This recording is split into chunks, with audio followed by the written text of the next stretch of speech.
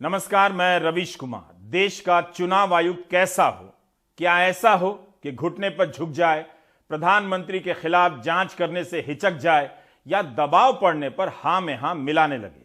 चुनाव आयुक्तों की नियुक्ति की प्रक्रिया को लेकर सुप्रीम कोर्ट के संविधान पीठ से जो आवाजें आ रही हैं, उसे ध्यान से सुनिए। हाल के वर्षों में जो होता दिख रहा था, जिसे कहने की हिम्मत कोई नहीं कर पा रहा था, क्या सुप्रीम कोर्ट के संविधान पीठ से उन्हीं बातों को नहीं कहा जा रहा है? क्या हमारा चुनाव आयोग निष्पक्ष है? क्यों अदालत को कहना पड़ा कि चुनाव आयुक्त ऐसा हो जो प्रधानमंत्री के खिलाफ जांच करने से ना हिचके? क्या अदालत की यह बात केवल कल्पना पर आधारित है या वाकई ऐसा कुछ हुआ है जिसे हम सामने रखकर अदालत की इस टिप्पणी को देख सकते हैं? तो मेरे साथ फ्लैशबैक में आपको चलना पड़ेगा। महीना अप्रैल का और साल 2019, मामला ओडिशा के संबलपुर के चुनाव पर्यवेक्षक का मोहम्मद मोहसिन नाम के आईएएस अफसर ने प्रधानमंत्री के हेलीकॉप्टर की जांच कर दी। इस कारण उनका हेलीकॉप्टर 15 मिनट की देरी से उड़ा। जस्टिस जोसेफ का यह कथन तो काल्पनिक था कि चुनाव आयुक्त ऐसा हो कि प्रधानमंत्री की जांच करने से भी ना हिचके, मगर मोहम्मद मोहसिन का यह कदम वास्तविक था, जिसके लिए चुनाव आयोग ने उन्हें निलंबित कर दिया। मोहम्मद मोहसिन ने अपने निलंबन की चुनौती केंद्रीय प्रशासनिक पंचायत कैट में दी। कैट ने निलंबन पर रोक लगा दी। आरोप लगा कि चुनाव पर्यवेक्षक मोहम्मद मोहसिन ने प्रधानमंत्री की सुरक्षा में लगी एसपीजी के निर्देशों के अनुसार काम नहीं किया। तब विपक्ष ने सवाल उठाया कि ऐसा कोई नियम है भी नहीं कि चुनावों के दौरान जांच से किसी को छूट मिली हो। कैट ने कहा कि कर्नाटक के मुख्यमंत्री एचडी कुमारस्वामी की निजी गाड़ी की तो चुनाव अधिकारियों ने कई बार जांच की है, उनके खिलाफ तो कार्रवाई नहीं हुई है।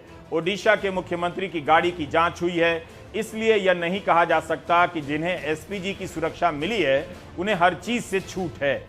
एनडीटीवी के रिपोर्टर अरविंद गुणाशेखर ने लिखा है कि कैट ने इस बात का भी उल्लेख किया है कि कर्नाटक में प्रधानमंत्री की रैली में काले रंग का एक बक्सा देखा गया, मगर कोई कार्रवाई नहीं हुई। कैट के इस आदेश के बाद चुनाव आयोग ने आईएएस अधिकारी मोहम्मद मोहसिन का निलंबन वापस ले लिया और कहा कि अपने राज्य के कैडर में जाएं और वहां राज्य सरकार अनुशासनात्मक कार्रवाई करेगी। यह सब उस समय के अखबारों में छप चुका है। यह कहानी बताती है कि इस देश में मोहम्मद मोहसिन नाम के एक अफसर हैं जिन्होंने प्रधानमंत्री का हेलीकॉप्टर चेक कर दिया, मगर चुनाव आयोग ने ही निलंबित कर दिया। सुप्रीम कोर्ट में बहस हो रही है कि चुनाव आयुक्त ऐसा होना चाहिए जो प्रधानमंत्री की जांच करने से भी ना हिचके। उस समय चुनाव आयोग ने कहा कि ऐसा कोई आदेश है कि एसपीजी सुरक्षा प्राप्त व्यक्तियों की जांच नहीं होगी। एनडीटीवी के अरविंद गुणाशेखर ने लिखा था अपनी रिपोर्ट में कि मोहम्मद मोहसिन के निलंबन के आदेश में ऐसे किसी आदेश का उल्लेख नहीं है। 26 अप्रैल 2019 की इस रिपोर्ट में लिखा गया है कि चुनाव आयोग से जवाब नहीं आया कि क्या आयोग ने मोहम्मद मोहसिन को ऐसे प्रावधान के आधार पर निलंबित किया है जो दरअसल वजूद में नहीं है।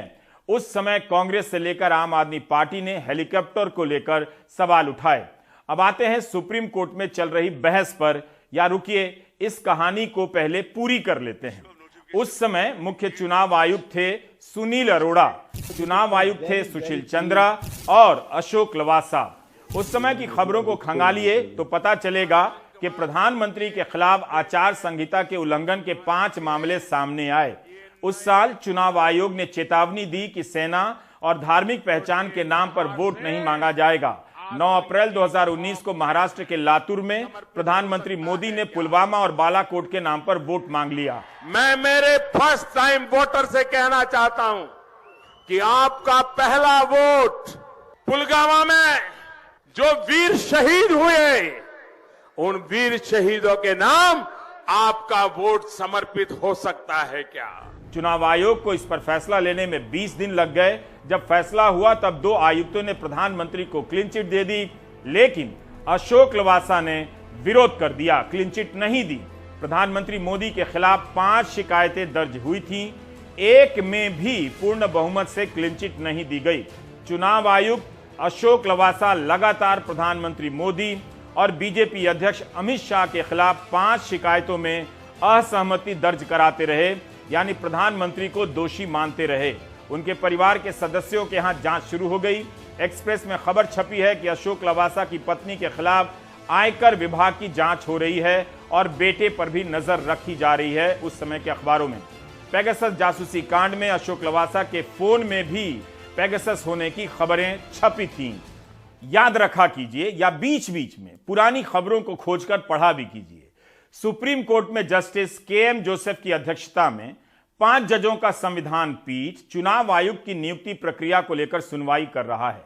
आयोग की स्वायत्तता और निष्पक्षता को लेकर जो सवाल उठ रहे हैं वो शून्य से नहीं आए, हवा से नहीं आए, बल्कि 2014 के बाद के राजनीतिक परिवेश से पैदा होते हैं। बस आपको पुरानी खबरों को पलटकर देखने की जरूरत है। अदालत के भीतर से आ रही आवाज एक बार फिर से याद दिला रही है कि तब नहीं देख सके तो क्या हुआ, अब भी देख लिया जाए कि कहीं कुछ खत्म तो नहीं कर दिया गया है हमेशा हमेशा के लिए। कितने ही आरोप लगे कि प्रधानमंत्री रैली कर सकें इसलिए चुनाव आयोग की प्रेस कॉन्फ्रेंस टाल दी गई, पुरानी खबर है, सर्च कीजिए। प्रधानमंत्री घोषणा कर सकें इसलिए चुनाव की तारीखों का ऐलान देर से हुआ। 2002 को छोड़ दें तो 1998 से हिमाचल और गुजरात के चुनावों की तारीखों का ऐलान साथ साथ होता रहा है, लेकिन 2017 में यह परंपरा टूट गई। हिमाचल की तारीख के ऐलान के कई दिनों बाद गुजरात चुनावों का ऐलान होता है, जबकि दोनों ही आकार और आबादी के हिसाब से छोटे राज्य माने जाते हैं। उस समय मुख्य चुनाव आयुक्त थे ए.के. ज्योति। इसे भी लेकर सवाल उठे तब भी और इस बार भी। पूर्व चुनाव आयुक्तों ने इसे गंभीर मामला बताया था। पुरानी खबरों को देखेंगे तो चुनाव आयोग को लेकर बहुत से सवाल मिलेंगे, मगर हिंदू बनाम मुस्लिम नफरत की आंधी में सारे जरूरी सवाल कागज के टुकड़े की तरह हवा में उड़ा दिए गए। 2019 के लोकसभा चुनावों में भी आरोप लगे कि विपक्ष के नेताओं के खिलाफ आचार संहिता के मामले दर्ज हो रहे हैं, सत्ताधारी दल के नेताओं के प्रति नरमी बरती जा रही है। आयोग नकारता रहा। केरल में जब राज्यसभा का चुनाव टाला गया तब भी यह सवाल उठा। कहा गया कि वर्तमान सदस्यों को वोट करने से रोका जा रहा है। यही नहीं, पिछले साल नवंबर में प्रधानमंत्री कार्यालय के साथ ऑनलाइन बैठक में चुनाव आयुक्तों ने हिस्सा ले लिया। उस समय इन 2 आयुक्तों और एक मुख्य आयुक्त के हिस्सा लेने से सवाल उठे कि इससे स्वायत्तता से समझौता होता है। मीडिया खबरों के अनुसार कोरोना महामारी के दौरान प्रधानमंत्री की चुनावी रैलियां पूरी हो जाने के बाद आयोग ने कोरोना की बंदिशें लगाई थी। इसी 4 अक्टूबर को सूत्रों के हवाले से खबरें छपती हैं कि चुनाव आयोग चाहता है कि राजनीतिक दल यह बताएं कि रेवड़ियों की लागत क्या होगी, इन्हें लागू करने का पैसा कहां से आएगा। उस समय प्रधानमंत्री रेवड़ियों के खिलाफ बहस चला रहे थे, लेकिन गुजरात और हिमाचल के चुनाव में रेवड़ियों का क्या हाल है आप राजनीतिक दलों और खासकर बीजेपी के भी घोषणा पत्र को पढ़ सकते हैं। 2 राज्यों में चुनाव है, हिमाचल में और गुजरात में।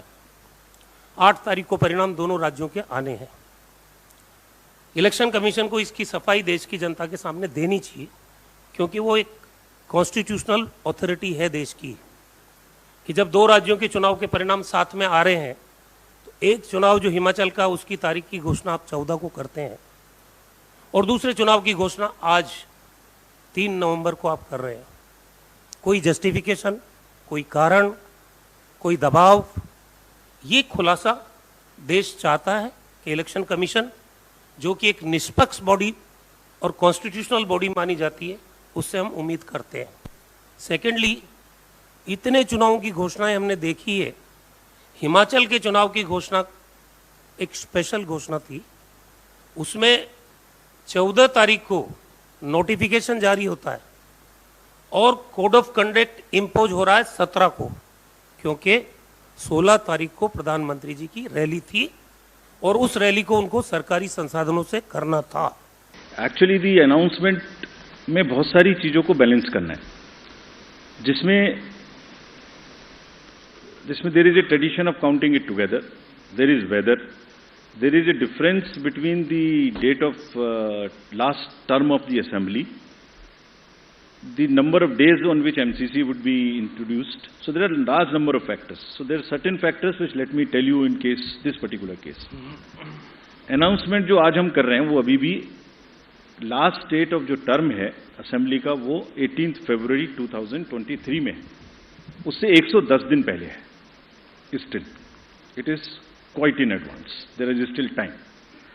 But then it gets constrained by or limited by, or we have to factor in the elections in the other state.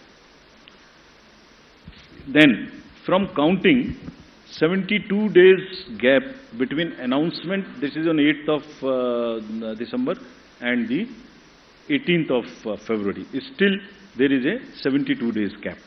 तब जब विपक्ष के नेता चुनाव आयोग पर सवाल उठाया करते थे तो उनका मजाक उड़ता था।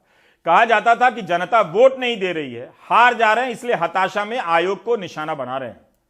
संविधान के पीठ में justice K M. Joseph, justice Ajay Rastogi, justice C T. Ravi Kumar, justice Aniruddha Bose, justice Hrishikesh Roy शामिल हैं। वकील प्रशांत भूषण की याचिका पर सुनवाई चल रही है, अब फैसला आना बाकी है। मामला यह है कि पंजाब काडर के आईएएस अधिकारी अरुण गोयल शुक्रवार के दिन स्वैच्छिक सेवानिवृत्ति लेते हैं, रिटायर हो जाते हैं। शनिवार को चुनाव आयुक्त बना दिए जाते हैं, अधिसूचना जारी हो जाती है और सोमवार को चुनाव आयुक्त का पदभार ग्रहण कर लेते हैं। यह जल्दबाजी क्यों की गई? जस्टिस अजय रस्तोगी ने पूछा कि 24 घंटे में नियुक्ति हो भी गई, इस आपाधापी में आपने कैसे जांच पड़ताल की? जस्टिस बोस ने कहा कि इतनी रफ्तार से इनकी नियुक्ति संदेह पैदा करती है। जस्टिस रस्तोगी की यह पंक्ति चुनाव आयोग के इतिहास में हमेशा ही गूंजती रहेगी कि उसी दिन प्रक्रिया, उसी दिन मंजूरी, उसी दिन आवेदन और उसी दिन नियुक्ति। कोर्ट ने पूछा कि चुनाव आयुक्त नियुक्त करने की प्रक्रिया क्या है। सुप्रीम कोर्ट ने कहा कि देश को घुटने के बल झुककर सरकार की हां में हां मिलाने वाला चुनाव आयुक्त नहीं चाहिए। हम उदाहरण के तौर पर कह रहे हैं, मान लीजिए चुनाव आयुक्त को प्रधानमंत्री के खिलाफ कार्रवाई करनी होगी। अगर चुनाव आयुक्त कमजोर होगा तो कदम नहीं उठा पाएगा, तब क्या पूरा सिस्टम ध्वस्त नहीं हो जाएगा? यस मैन नहीं चाहिए, ऐसा चुनाव आयुक्त नहीं चाहिए जो सरकार के इशारे पर काम करे। सुप्रीम कोर्ट का संविधान पीठ सरकार से सवाल पर सवाल करता जा रहा था कि क्या जिसे चुनाव आयुक्त के पद पर बिठाया जा रहा है वाकई स्वतंत्र है, निष्पक्ष है। अटॉर्नी जनरल आर वेंकट रमणी सरकार की तरफ से जवाब दे रहे थे। कोर्ट ने बार बार पूछा कि अरुण गोयल को चुनाव आयुक्त कैसे बना दिया गया, हम उन प्रक्रियाओं को देखना चाहते हैं। जस्टिस अनिरुद्ध बोस ने कहा कि हम देखना चाहते हैं कि क्या जिस तरह से नियुक्ति हो रही है उससे इस पद पर कोई स्वतंत्र व्यक्ति आ सकता है। Justice C T. रवि कुमार ने सरकार से पूछा, हमेशा किसी नौकरशाह को ही क्यों चुना जाता है? सरकारी वकीलों का पक्ष था कि चुनाव आयोग एकदम ठीक से काम कर रहा है, नियुक्ति की प्रक्रिया पर सवाल उठाने की जरूरत नहीं। चुनाव आयोग में क्या सुधार हो ताकि इसकी स्वायत्तता खतरे में ना पड़े। सुप्रीम कोर्ट में सुनवाई पूरी हो गई है, 4 दिनों तक चली है और फैसला सुरक्षित है। कोर्ट ने कई अहम सवाल उठाए हैं। बिजली की तेजी से चुनाव आयुक्त की नियुक्ति क्यों की गई? 24 घंटे के भीतर ही नियुक्ति की सारी प्रक्रिया कैसे पूरी कर ली गई? किस आधार पर कानून मंत्री ने 4 नामों को शॉर्टलिस्ट कर लिया? नियुक्ति की प्रक्रिया पर सरकार के जवाब से कोर्ट संतुष्ट नहीं है। केंद्र सरकार का यही जवाब है कि नियुक्ति नियमों के तहत हुई है। अटॉर्नी जनरल आर वेंकट रमणी ने अरुण गोयल की नियुक्ति की फाइल सुप्रीम कोर्ट को सौंप दी है। उन्होंने कहा कि वे इस अदालत को याद दिलाना चाहते हैं कि हम इस पर मिनी ट्रायल नहीं कर रहे हैं। तब जस्टिस जोसेफ ने कहा कि हम इस बात को समझते हैं, अदालत के सवाल बेहद गंभीर हैं। कोर्ट ने पूछा कि नामों की सूची में से 4 नामों की सिफारिश कैसे की गई, प्रक्रिया क्या है? कोर्ट ने कहा कि यह बताइए कि कानून मंत्री ने नामों के विशाल भंडार में से 4 नाम कैसे चुने? अटॉर्नी जनरल ने कहा कि इसका कोई लिटमस टेस्ट नहीं हो सकता। कोर्ट ने पूछा कि विधि और न्याय मंत्रालय ने वो 4 नाम किस आधार पर चुने, उन 4 में से सही का चुनाव आपने कैसे किया? जस्टिस जोसेफ ने कहा कि हम सरकार द्वारा अपनाई गई प्रक्रिया से अधिक चिंतित हैं। चयन प्रक्रिया का क्या मापदंड है जिसका पालन किया गया? अगर इसे ध्यान से चुना गया है तो यह केवल यस मैन की बात होगी। आपको निष्पक्ष रूप से बताना चाहिए कि चुने गए व्यक्ति का अकादमिक रिकॉर्ड शानदार है, वह गणित में स्वर्ण पदक विजेता है। इन सवालों को सुनते हुए क्या आपके मन में कुछ खटक रहा है? अदालत इस बात पर जोर देती है कि चुनाव आयुक्त स्वतंत्र हो, किसी के प्रति वफादार ना हो। अटॉर्नी जनरल कहते हैं ऐसा कोई लिटमस टेस्ट नहीं है और कोई लेंस नहीं है जो वफादारी का निर्धारण कर सके। मगर अदालत के सवाल बहुत बुनियादी हैं, यही कि एक ही दिन में फाइल बन जाए, एक ही दिन में 4 नाम चुन लिए जाएं और एक ही दिन में चुनाव आयुक्त का चुनाव हो जाए। अदालत जानना चाहती है कि जिस सूची से 4 नाम चुने गए वह सूची किस आधार पर तैयार की गई। अदालत ने केवल नियुक्ति की प्रक्रिया को लेकर सवाल नहीं उठाए, बल्कि यह भी पूछा कि ऐसे व्यक्ति की नियुक्ति क्यों होती है जिसका कार्यकाल 6 वर्ष का नहीं हो सकता है। इस पर हमारे सहयोगी आशीष भार्गव की यह टिप्पणी सुनिए। मुख्य चुनाव आयुक्त और चुनाव आयुक्त की नियुक्ति को लेकर बड़े सवाल सुप्रीम कोर्ट ने उठाए। Justice K M. जोसेफ ने केंद्र सरकार से पूछा कि आखिरकार नियुक्ति की प्रक्रिया क्या है, मानदंड क्या है, किस तरीके से उम्मीदवारों को शॉर्टलिस्ट किया जाता है। आर वेंकटरमणी जो अटॉर्नी जनरल है, उन्होंने बताया कि डीओपीटी के डेटाबेस से सब लिए जाते हैं। उम्मीदवारों को जन्मतिथि के आधार पर, अनुभव के आधार पर, रिटायरमेंट की तारीख के आधार पर और इसके साथ साथ उनके काडर और अनुभव को देखा जाता है। उसके बाद कानून मंत्रालय जो है वो प्रधानमंत्री को शॉर्ट लिस्टेड उम्मीदवारों की सूची भेजता है। लेकिन जस्टिस के.एम. जोसेफ ने कहा कि इसके लिए क्या प्रक्रिया है, इतने सारे लोगों में से 4 लोग कानून मंत्री ने कैसे शॉर्ट लिस्ट किए, क्या देखा, क्योंकि उसी लिस्ट में बहुत सारे ऐसे लोग थे जो ज़्यादा यंग थे और ऐसे में क्यों ऐसे व्यक्ति को शामिल किया गया जिसके पास 6 साल का कार्यकाल नहीं था। Justice K M. जोसेफ ने यह भी कहा कि जानबूझकर सरकार ऐसे व्यक्ति को चुनती है जिसके पास 6 साल का कार्यकाल नहीं है और वो चुनाव आयुक्त बनते हैं और वो वहाँ भी अपना 6 साल का कार्यकाल पूरा नहीं कर सकते, तो ऐसे में मुख्य चुनाव आयुक्त कैसे बनेंगे। साथ ही ये भी कहा संविधान निर्माताओं ने उनका ये विजन था कि चुनाव आयुक्त 6 साल रहेंगे और मुख्य चुनाव आयुक्त का भी कार्यकाल 6 साल रहेगा, लेकिन ऐसा होता नहीं और चुनाव आयुक्त जो है वो मुख्य चुनाव आयुक्त तक पहुंचते नहीं, क्योंकि आप ऐसे व्यक्ति को चुनते हैं जिनके पास 6 साल है नहीं। इसके अलावा उन्होंने ये भी कहा कि मानदंड क्या है, प्रक्रिया क्या है, इससे हम सहमत नहीं हैं, इससे हम संतुष्ट नहीं हैं, वो तर्क वाजिब नहीं लगते हैं। जस्टिस रस्तोगी ने भी कहा कि आप औचित्य दे सकते हैं, लेकिन हम अब भी समझ नहीं पा रहे हैं कि आखिर ऐसा क्यों किया गया है। जस्टिस जोसेफ ने साफ किया कि ये ना समझा जाए कि हम केंद्र सरकार के खिलाफ हैं, हम सिर्फ ये बहस और चर्चा कर रहे हैं, समझने की कोशिश कर रहे हैं कि आखिरकार चुनाव आयुक्तों की नियुक्ति की प्रक्रिया क्या है, किस तरीके से नियुक्तियां होती हैं, उनके मानदंड क्या है। ये बड़े सवाल बार बार सुप्रीम कोर्ट ने केंद्र सरकार पर उठाए। हालांकि केंद्र सरकार का कहना था कि न्यायपालिका को इसमें दखल नहीं देना चाहिए, कोई छुपाव नहीं है। ये जो प्रक्रिया है 1950 से चल रही है, मुख्य चुनाव आयुक्त को चुनाव आयुक्तों में से ही चुना जाता है, ये प्रक्रिया चल रही है और उसी तरीके से सुप्रीम कोर्ट को ये मामले को नहीं सुनना चाहिए। अगर सुप्रीम कोर्ट कार्यपालिका के हर कदम, हर प्रक्रिया पर इस तरह समीक्षा करेगा तो सार्वजनिक धारणा जो है, लोगों में क्या धारणा रहेगी चुनाव आयोग के प्रति, और फिर जो संस्थान है जो कार्यपालिका, उसकी अखंडता और ईमानदारी को लेकर भी संशय पैदा होगा। तो बड़ी बात उन्होंने कही है, लेकिन अब सुप्रीम कोर्ट ने इस मुद्दे पर फैसला सुरक्षित रख लिया है। कोर्ट बार बार यही सवाल पूछता रहा कि चुनाव आयुक्त बनाने के लिए नामों की सूची कैसे तय होती है। अदालत के सवाल बता रहे हैं कि केंद्र के जवाबों से उसे संतुष्टि नहीं मिल रही है।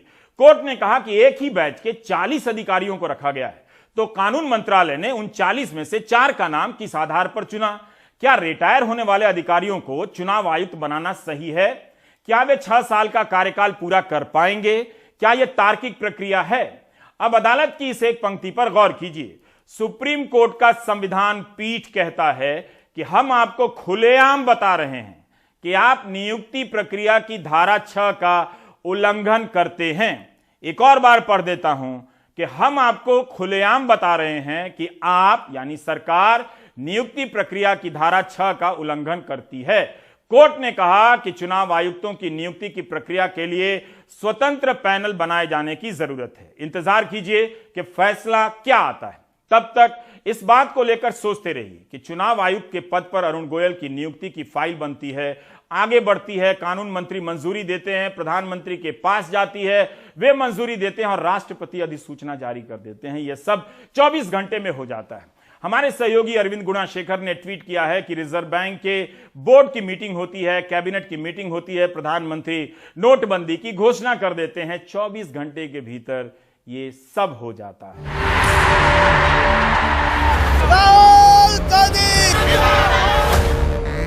राहुल गांधी की पदयात्रा महाराष्ट्र से होती हुई मध्य प्रदेश में प्रवेश कर चुकी है। मध्य प्रदेश में आते ही राहुल ने कांग्रेस की चुनी हुई सरकार गिरा देने का मामला उठाया। कहा कि बीजेपी कुछ विधायकों को खरीद लेती है। तेलंगाना के मुख्यमंत्री ने भी बीजेपी पर आरोप लगाया है कि वह कथित रूप से 100 करोड़ रुपए का प्रलोभन देकर उनके विधायकों को खरीद रही है।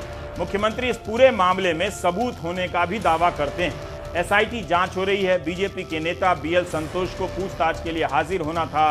उनका कहना है कि उन्हें नोटिस नहीं मिला है। दिल्ली के मुख्यमंत्री अरविंद केजरीवाल बार बार आरोप लगा चुके हैं कि बीजेपी उनके 10 विधायकों को कथित रूप से खरीदने की कोशिश कर रही है, उन्हें 25-25 करोड़ देने की पेशकश कर रही है। पंजाब में ऑपरेशन लोटस चल रहा है। इन आरोपों के जवाब में बीजेपी सबूत मांगती है और खंडन करती है। महाराष्ट्र में भी यही आरोप लगा कि बीजेपी ने जांच एजेंसियों के प्रभावों का इस्तेमाल कर शिवसेना तोड़ दी और अपनी सरकार बना ली।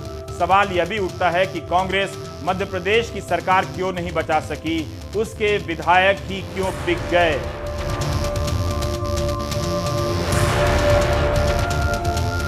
मुझे आज बहुत खुशी हो रही है, मध्य प्रदेश में हम पहला कदम रखे हैं। आपसे बहुत बातचीत होगी, बहुत गले लगेंगे आपसे, किसानों की समस्या समझेंगे। अच्छा, मध्य प्रदेश में हम चुनाव जीत गए, हमारी सरकार थी और करोड़ों रुपए लेकर 20-25 भ्रष्ट विधायकों को खरीद लिया और सरकार बना ली। राहुल गांधी कह रहे हैं कि मध्य प्रदेश में उनके विधायकों को बीजेपी ने खरीद लिया, सरकार गिरा दी। राजस्थान के मुख्यमंत्री अशोक गहलोत कह रहे हैं कि राजस्थान में बीजेपी ने उनके विधायकों को कथित रूप से 5 से 10 करोड़ रुपए देने की कोशिश की और सरकार गिराने की कोशिश की। मुख्यमंत्री गहलोत तो सचिन पायलट पर बीजेपी से मिलीभगत के आरोप लगा रहे हैं, जबकि सचिन पायलट आज राहुल गांधी के साथ पदयात्रा में शामिल हुए। उसी समय गहलोत का इंटरव्यू चलता है कि वे बीजेपी से मिले हुए हैं। श्रीनिवासन जैन को अशोक गहलोत ने इंटरव्यू दिया। सवाल है कि अगर उनके पास कोई सबूत है तो अब तक सामने क्यों नहीं रखे गए। अशोक गहलोत का आरोप एक तरफ राहुल के साथ पदयात्रा कर रहे सचिन पायलट की निष्ठा पर गंभीर सवाल उठाता है, तो गृह मंत्री अमित शाह और केंद्रीय मंत्री धर्मेंद्र प्रधान पर भी। अशोक गहलोत ने यह भी कहा कि पायलट ने गद्दारी कर दी है, कभी मुख्यमंत्री नहीं बनेंगे, आला कमान बनाएगा भी नहीं। मुख्यमंत्री गहलोत कहते रहे कि राजस्थान में कोई विधायक बागी नहीं है, सब आला कमान के प्रति निष्ठावान हैं। श्रीनिवासन जैन पूछते रहे कि फिर वे गुस्से में क्यों हैं। क्यों, मतलब उनकी क्या आपत्ति क्या थी अगर सचिन पायलट बन जाए? जिसके कारण हम 34 दिन होटल में बैठे रहे, सरकार गिरा रहे थे ये, उसमें अमित शाह भी शामिल थे, धर्मेंद्र प्रधान भी शामिल थे, सबकी मीटिंग हो रही, दिल्ली की मीटिंग हो रही थी। किन किन की? जैसे ये हमारे एमएलए में कुछ लोग गए थे ना, उनमें कुछ लोगों की मीटिंग भी वहाँ पर हुई है साथ में। और उसमें भुवनेश्वर के अंदर लोग रहे, 34 दिन तक रिसोर्ट में रहे हैं। रिसोर्ट वही था जो मध्य प्रदेश के जो एमएलए गए थे ना, समझ गए, उसी रिसोर्ट में इनको रखा गया था। ये पायलट और जो सारे जितने भी एमएलए थे 19 लोग थे। तो ये गुस्सा उनको जब आया कि भाई ये तो गजब हो गया, हम उम्मीद कर नहीं सकते। एक पार्टी का अध्यक्ष, देखिए मंत्री कई बार रिवोल्ट कर जाते हैं, पर पार्टी का अध्यक्ष जो होता है अपनी पार्टी गवर्नमेंट को टॉपल करने के लिए विपक्ष से मिल जाए, ऐसा एग्जाम्पल आपको हिंदुस्तान में कहीं नहीं मिलेगा। अशोक गहलोत का यह आरोप तेलंगाना के मुख्यमंत्री और दिल्ली के मुख्यमंत्री के आरोप से कैसे अलग है? वे कहते हैं कि सचिन पायलट प्रदेश के अध्यक्ष थे, सरकार में उप मुख्यमंत्री थे और उनकी ही सरकार गिराने की कोशिश कर रहे थे। अशोक गहलोत ने कहा कि कांग्रेस के विधायक नाराज हो गए कि सचिन पायलट को मुख्यमंत्री बनाया जा रहा है, लेकिन श्रीनिवासन जैन के सवाल उन्हें यह भी कहने पर मजबूर करते हैं कि कांग्रेस आलाकमान भी गलती कर रहा था, कम्युनिकेशन गैप था। क्या गहलोत गुस्से में हैं या पार्टी हाईकमान को भी अब चुनौती दे रहे हैं? कि जो पायलट जाके लोगों से मिलकर कह रहे हैं वो हाईकमान, ऑब्जर्वर भी यही बोल रहे हैं। ऑब्जर्वर इसीलिए आए हैं और वो कह रहे प्रस्ताव पार कीजिए, रात को प्रस्ताव पार कीजिए। तो एक ऐसा माहौल बन गया, उसके कारण वो सब कुछ हुआ जो कुछ नहीं। लेकिन अगर हाईकमान ने ही ये अगर इशारा दिया था ऑब्जर्वर को कि वो सचिन पायलट के ही पक्ष में ये सब वो करें, सपोर्ट अगर इकट्ठा करें, तो फिर आप तो कह रहे हैं वो हाईकमांड के एमएलएज हैं, तो शायद हाईकमांड ही चाह रही होगी कि पायलट बने। उनको तो नहीं मालूम था ना, वो कैसे चयन कर सकते पायलट को। जो आदमियों ने भुगता है 34 दिन तक, हम जानते 34 दिन कैसे निकाले हम लोगों ने। हमें राज्यपाल भवन पे धरना देना पड़ा हम लोगों को, मैं भी शामिल था उसके अंदर। हमने इतना बड़ा सरकार बचाने का काम किया देश के अंदर। नहीं, मैं ये कह रहा हूँ अगर हाईकमांड पायलट को अगर बनाने चाह रही हो फिर नहीं उसको नहीं बना सकते हैं। वो कोई न कोई कम्युनिकेशन गैप हुआ है। आप कह रहे हैं वो उनको नहीं बना, उनको कैसे बना सकते हैं? जो आदमी के पास 10 तो विधायक नहीं है, नंबर 1, जिसने रिवोल्ट किया हो, जिसको गद्दारी नाम दिया गया है, वो गद्दारी की पार्टी के साथ में, जो पार्टी से गद्दारी की हुई आदमी है, उससे कैसे एक्सपेक्ट कर सकते हैं या उसको कैसे उसको स्वीकार कर सकते हैं कोई लोग? नहीं, पर सिंपल बात है। अशोक गहलोत का यह इंटरव्यू दुधारी तलवार की तरह है। एक तरफ सचिन पायलट पर गंभीर आरोप लगा रहे हैं, जो इस समय पदयात्रा में राहुल के साथ नजर आए, तो दूसरी तरफ उससे भी गंभीर आरोप लगा रहे हैं कि कांग्रेस के विधायकों को बीजेपी के दफ्तर में 5 करोड़ 10 करोड़ रुपए कथित रूप से दिए गए। अपनी ही पार्टी के विधायकों पर और बीजेपी पर यह आरोप सामान्य नहीं है। बट उन्होंने तो डिनाई किया है कि मैं बीजेपी से तो मेरा कोई लेना देना ही नहीं था। सचिन पायलट नहीं, किसी को डिनाई कर ही नहीं सकता। वो पूरा खेल उन्हीं का था। 10 करोड़ रुपए बांटे गए हैं, मेरे पास प्रूफ है। 10 करोड़ रुपए बांटे गए हैं सबको। मुझे पता नहीं किसको क्या 5 करोड़ मिले, किसको 10 मिले, बल्कि बीजेपी दफ्तर से पैसे उठाए गए दिल्ली के अंदर। बीजेपी दिल्ली हेडक्वार्टर से, दिल्ली के बीजेपी दफ्तर से पैसे उठाए गए हैं कई लोगों ने, जो मुझे खुद ने उन लोगों ने कहा है। तो ये बात सबके सामने है। पायलट कहते हैं कि वे बीजेपी के हाथों नहीं खेल रहे थे। इस सवाल पर अशोक गहलोत कहते हैं कि पायलट गलत बोल रहे हैं।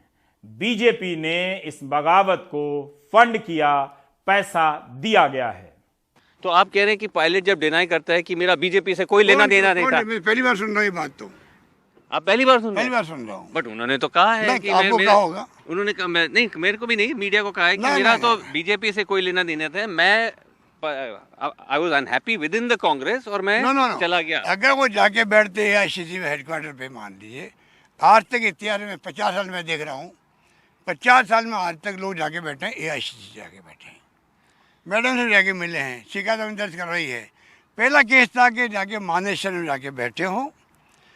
धर्मेंद्र प्रधान खुद मानेसर आता था वहाँ पर, जो बीजेपी के मंत्री हैं, हमारे 2 लोग इंडिपेंडेंट एमएलए और वहाँ पे जाके बैठ गए थे अलग। उनको होटल में रोका गया, जो कांग्रेस में नहीं थे वो, उनसे जाके धर्मेंद्र प्रधान मिलते थे वहाँ पर। राइट, पूरा खेल उन्हीं का चल रहा था।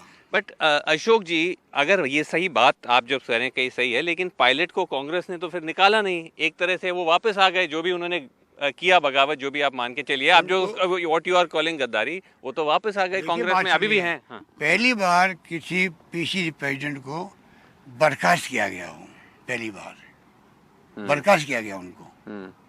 बर्खास्त करने का आज तक कभी रिवाज नहीं है। इस्तीफा मांगते इस्तीफा दे देते हैं। जिस व्यक्ति को बर्खास्त क्यों किया गया, क्यों उनको मतलब डिप्टी सीएम ने बर्खास्त मैंने किया, ऐसी नौबत क्यों आई? मैंने सुना है अशोक गहलोत जी ने जो बोला है, और अशोक गहलोत जी एक वरिष्ठ और अनुभवी नेता हैं और पार्टी ने उन्हें बहुत मौके दिए हैं, बहुत पदों पर वो रहे हैं। आज भी वो राजस्थान के मुख्यमंत्री के रूप में काम कर रहे हैं। मैंने जानता हूं कि उनको एडवाइस कौन करता है या किसके कहने पर ऐसी बातें बोली जाती हैं, लेकिन आज से पहले भी अशोक गहलोत जी ने बहुत सारी बातें मेरे बारे में बोली। मैं समझता हूं कि इस प्रकार के बिल्कुल झूठे और बेबुनियाद आरोप लगाने की आज ज़रूरत नहीं है। आज ज़रूरत इस बात की है कि हम कैसे कांग्रेस पार्टी को मजबूत करें। राहुल गांधी जी आज निकल रहे हैं भारत जोड़ो यात्रा को लेकर। आज मैं उनके साथ था मध्य प्रदेश में, अगले महीने यात्रा राजस्थान में आ रही है। तो हम सबको मिलकर उस यात्रा को कामयाब बनाना है, क्योंकि आज वो देश की ज़रूरत है। गहलोत साहब के नेतृत्व में 2 बार हमारी सरकार रहते हुए फिर हम हारे। उसके बावजूद तीसरी बार जब पार्टी आला कमान ने कहा कि उनको मुख्यमंत्री बनना है, तो हमने उसको स्वीकार किया। तो आज हमारा जो ध्येय होना चाहिए कि हमारी सरकार दोबारा कांग्रेस कैसे रिपीट कर राजस्थान के अंदर, ये हमारी प्रायोरिटी होनी चाहिए।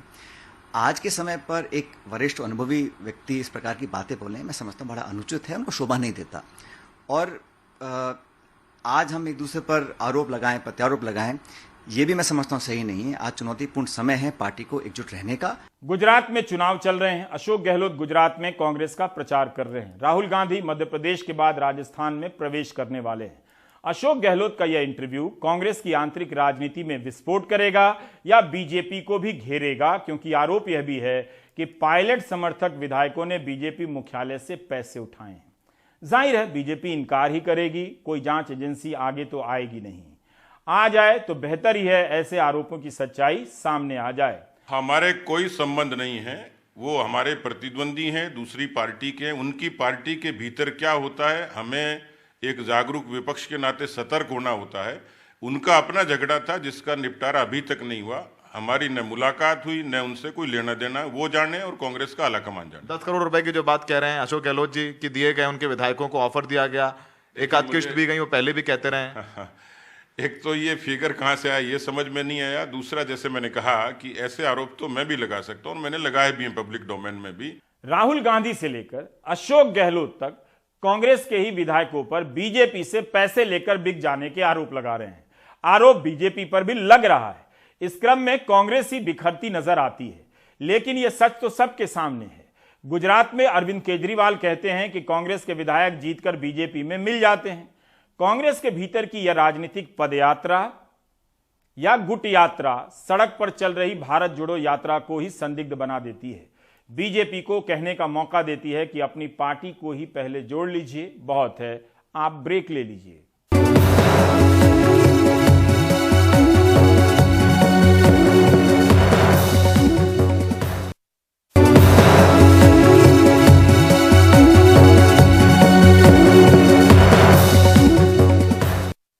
भारत जोड़ो यात्रा 2000 किलोमीटर का सफर तय कर कन्याकुमारी से महाराष्ट्र होते हुए मध्य प्रदेश के बुरहानपुर पहुंच गई है।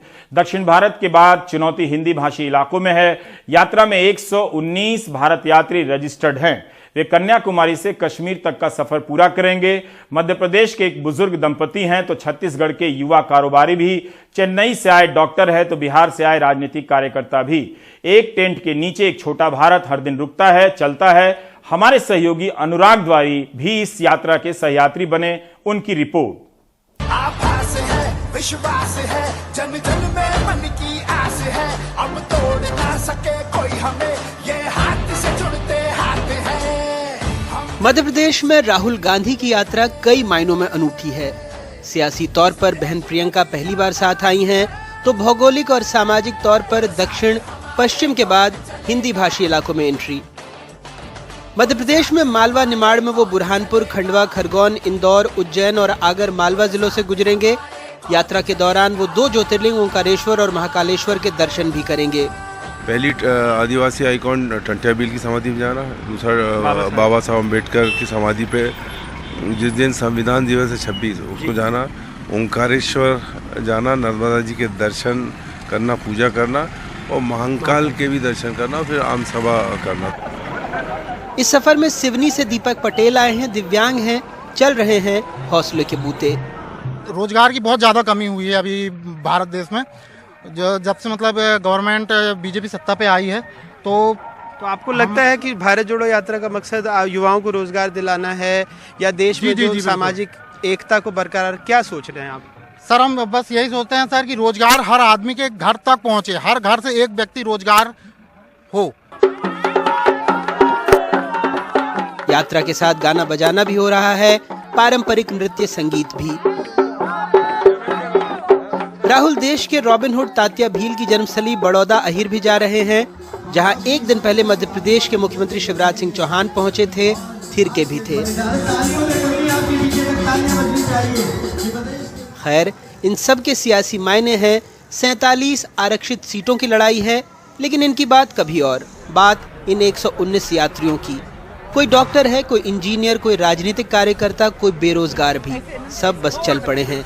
कहीं कहीं हाथ में गांधी दिखते हैं, कोई मोबाइल पर आराम से वक्त बिताता है, कोई बतियाते हुए, तो कोई पैरों में मलहम लगाते हुए, कोई किसी की पीठ दबाते हुए। करत करत अभ्यास के जड़मती होत सुजान, रसरी आवत जात के सिर पर पड़त निशान।